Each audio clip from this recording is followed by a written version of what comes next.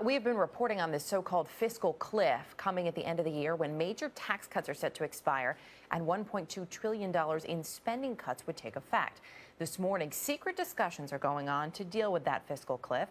Rebecca Jarvis talked with some economists and legislators who were involved in those discussions. Rebecca, good morning. And Erica, good morning to you. CBS News has learned that this is a broad group of about 30 senators from both sides of the aisle.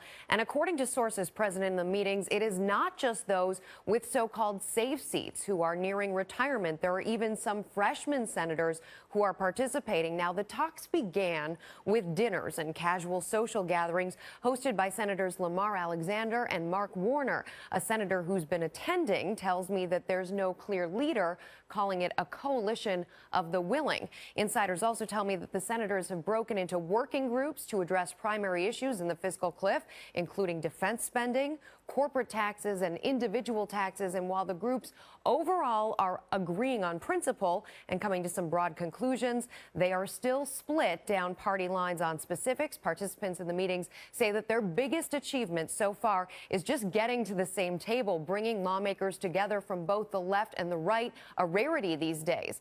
And as far as what they're agreeing on, people who were in those meetings say everyone wants to cut corporate taxes, but how big those cuts will be and how to pay for them is still up in the air. Another bone of contention, tax loopholes. Both sides agree that they want to close them, but there are the sacred cows in the mix, like deductions for mortgages and charitable donations, and those are not easy to deal with. One area where there actually does seem to be and is broad agreement, they likely will not be extending the temporary payroll tax cut.